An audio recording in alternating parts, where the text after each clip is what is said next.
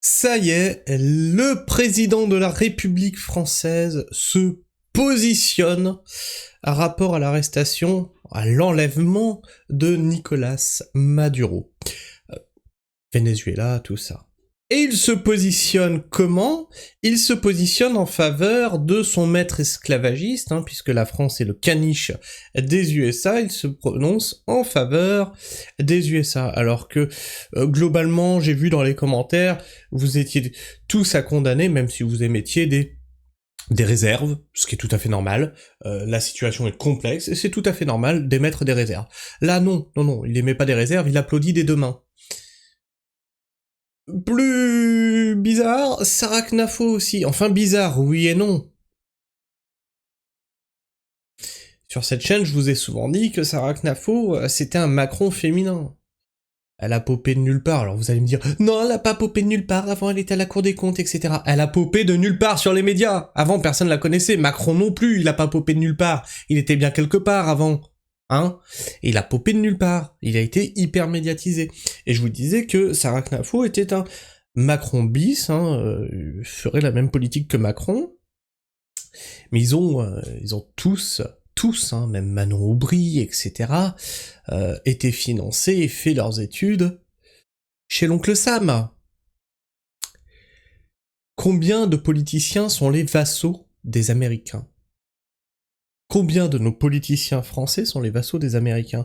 Donc là aussi, à un moment, il faudrait peut-être penser à faire le ménage là-dedans. On va faire le tour de cette histoire, parce qu'il y a pas mal de choses un peu intrigantes, comme Maduro, qui pose pour une photo. Oui, il pose. C'est bizarre. Alors qu'il s'est fait enlever par les... il devrait être en flip. Non, il est tout sourire. Et il pose. Tu me crois pas? Bon, bah ça va être la première image de cette vidéo. Voilà, Sirène qui nous dit « Historique, les agents américains de la DEA de Trump prennent la pose avec leur proie, le président Maduro, qu'ils ont capturé sur le sol américain. Maduro semble jouer le jeu et met ses pouces en l'air. » Qu'est-ce que c'est que cette mise en scène? Moi, je veux dire, tu m'enlèves. Je suis quasiment sûr de finir à Guantanamo. Je mets pas mes pouces en l'air. Je fais pas genre tout va bien. Qu'est-ce que c'est que cette pièce de théâtre? Qu'est-ce qu'elle veut dire, cette photo? Et le pire, c'est qu'elle est postée. Donc il y a un message dans cette photo.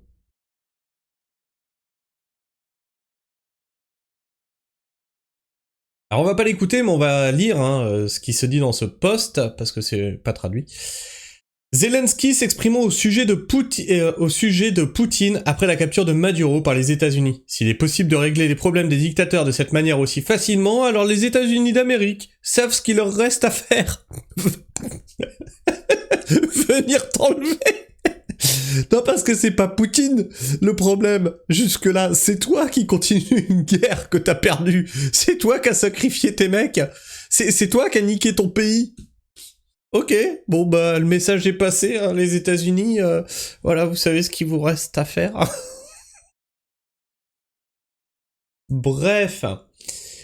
Manon Aubry qui s'offusque, et elle a tout à fait raison. Ouais, ça fait bizarre d'être d'accord avec Manon Aubry.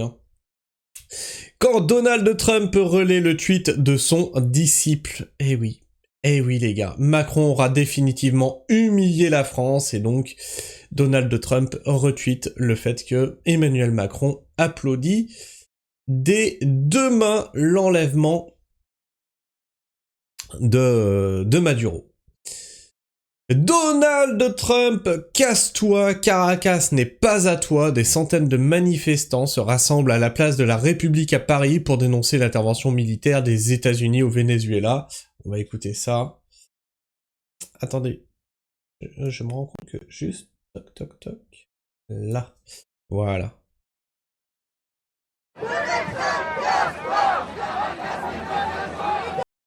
Bon, c'est pas très plein, Il y a du monde, plus que dans une manifestation des patriotes, mais vous voyez que c'est un plan serré, il y a que ça en fait.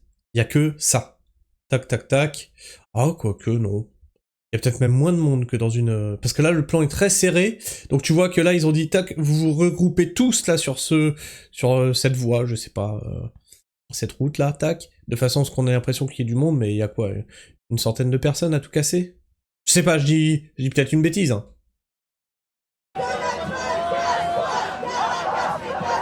Ah non, non, il y a plus. Ah oui, non, non, il y a plus. Mais ça reste une poignée de personnes. Honte à vous, Larbin! Emmanuel Macron salue la chute de Maduro, les insoumis en rage. Et oui, Emmanuel Macron salue l'action des Américains, hein? Ah bah je l'avais déjà ouvert. Je l'avais déjà ouvert. Alors on va aller voir, le JDD. Honte à vous, Larbin, Emmanuel Macron salue la chute de Maduro, les insoumis en rage. Le président de la République s'est attiré les foudres du mouvement de Jean-Luc Mélenchon en refusant de condamner l'opération américaine qui a permis le renversement de Nicolás Maduro au Venezuela. Alors c'est rigolo de mettre ça en parallèle. Donc, notre président de la République salue le fait qu'on vire un dictateur d'un pays souverain, hein, attention, je reprends bien ces mots, hein, je fais exprès là, d'un pays souverain élu démocratiquement. Donc il salue ça, hein, une ingérence sur le territoire vénézuélien. Mais du coup, il condamne le fait que Poutine fasse de l'ingérence sur le sol ukrainien et veuille s'en prendre à Zelensky. Ah, c'est rigolo, l'indignation à géométrie variable, hein.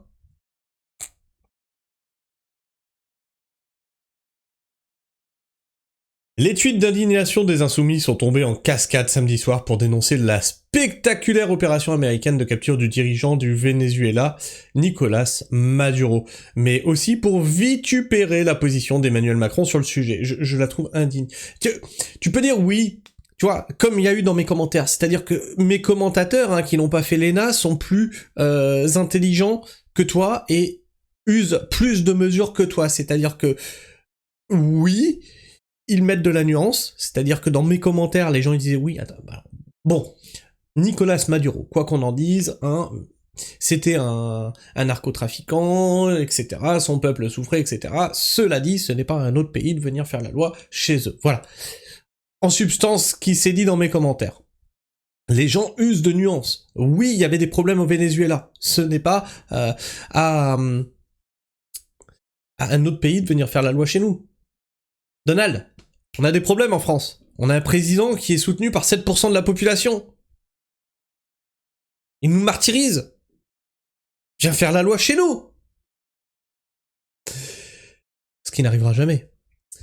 Mais vous vous rendez bien compte que si les Américains venaient, prenaient notre président et mettaient un gouvernement américain à la place, ça gueulerait. Pas pour le fait qu'ils aient enlevé le président, mais mettre un gouvernement américain en France. On est d'accord ? Le président de la République fait partie des rares dirigeants à avoir salué la chute de la dictature sans formuler de réserve à l'égard de l'action américaine, réalisée hors du cadre du droit international. Le peuple vénézuélien est aujourd'hui débarrassé de la dictature de Nicolás Maduro et ne peut que s'en réjouir en confisquant le pouvoir et en piétinant les libertés fondamentales. Nicolás Maduro a porté une atteinte grave à la dignité de son propre peuple. Ok, donc ça ce sont tes mots. Du coup, qu'est-ce qu'on dit pour les personnes que tu as estropiées, arrachées une main, énucléées, hein, à coup de flashball dans la gueule? Qu'est-ce qu'on dit de ces agriculteurs que tu as gazés, etc. C'est pas une atteinte grave à leur dignité, hein, le fait que des gens doivent sauter des repas dans ton pays, c'est pas une atteinte à la dignité? Non mais espèce de président de la République, va. Ouais, je me contiens, a tweeté le locataire de l'Elysée dans la soirée du samedi 3 janvier et de préciser toutefois, la transition à venir doit être pacifique, démocratique et respectueuse de la volonté du peuple vénézuélien, ce que tu sais déjà ne pas être le cas, puisqu'il a dit qu'on mettra un gouvernement américain. Nous souhaitons que le président Edmundo González Urrutia, élu en 2024, puisse assurer au plus vite cette transition. Je m'entretiens en ce moment avec nos partenaires de la région. Les insoumis au premier rang des dénonciateurs de l'opération américaine ont fustigé en chœur cette déclaration française. La prise de position de Macron n'est pas la voix de la France. Il nous fait honte. Ça fait bizarre d'être d'accord avec les insoumis, hein, je vous le dis, hein, mais ils ont tout à fait raison. il nous fait honte, ce n'est pas la voix de la France, c'est que sa voix personnelle. Il abandonne le droit international, jour sombre pour notre pays, a tonné le chef de file du mouvement Jean-Luc Mélenchon. La députée LFI Ercilla Soudé s'est étranglée. Ah, ça fait du bien, parce que... Comment qu'elle parle tout le temps, là. Vous êtes le paillasson de Trump. Exactement. Putain, ça fait trop bizarre, ça fait trop bizarre. Et là, on a le droit d'être d'accord avec la gauche. Vous savez, sur cette chaîne, on n'est pas de gauche, on n'est pas de droite, on en a plus rien à foutre.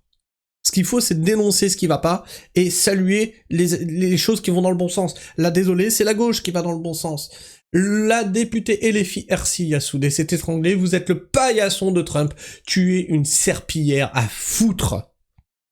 Il piétine le droit international et vous applaudissez. Honte à vous qui salissez l'honneur de notre pays. Putain. De même, sa collègue Danielle Obono a lâché sur X l'arbin impérialiste. Alors c'est assez rigolo vu que tu nous ramènes le wokisme toi aussi des Amériques. Vous avez été au même endroit en fait. Hein. Entre autres exemples, Manon Aubry dénonce une honte et Éric Coquerel une négation du droit international de la souveraineté des peuples, une complicité avec l'impérialisme américain exercée dans sa plus brutale manifestation. Clairement, là, on sent poindre le début de la Troisième Guerre mondiale. La Deuxième Guerre mondiale, rappelez-vous les tensions qu'il y a eu au début. Les courants politiques.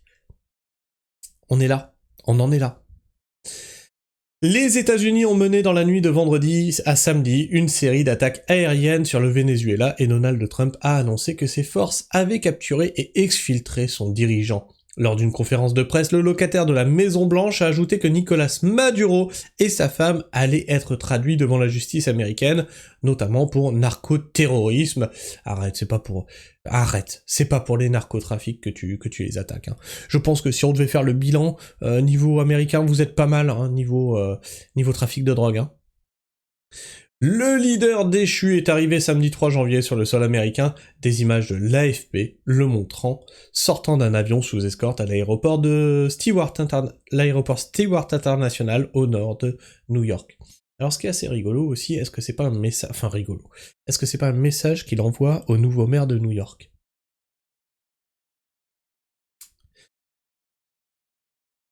Trump envoie un otage qui a soutenu les mouvements woke, etc., communistes, dans une ville qui a été prise par le wokisme et le communisme.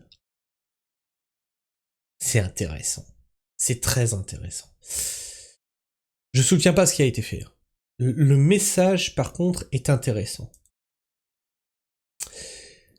Sarah Knafo qui salue l'initiative de Donald Trump. Une narco-dictature qui nous inondait de drogue. Sarah Knafo applaudit le renversement du régime de Maduro. Une narco-dictature qui nous... Non, ça on l'a déjà lu. L'eurodéputé Reconquête a salué sans réserve la chute de la dictature vénézuélienne après la capture de Nicolas Maduro lors d'une opération américaine. Un discours qui dénote alors que la gauche dénonce l'opération américaine ayant permis le renversement du régime de Nicolas Maduro et qu'une partie de la droite émet des réserves sur la méthode employée de l'administration Trump. Eh ouais. Là, les masques sont en train de tomber, c'est assez rigolo. On voit les gens se positionner durement. Et sans... C'est bizarre parce qu'ils n'émettent pas de réserve. Ils se posent clairement.